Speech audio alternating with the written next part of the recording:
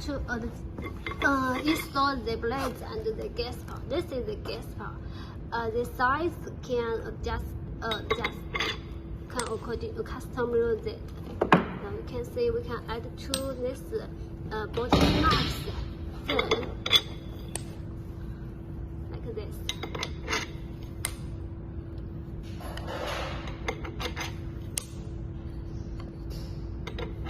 Then add this gas part. The size is different, so you can adjust this size. This gas part is 3 millimeters.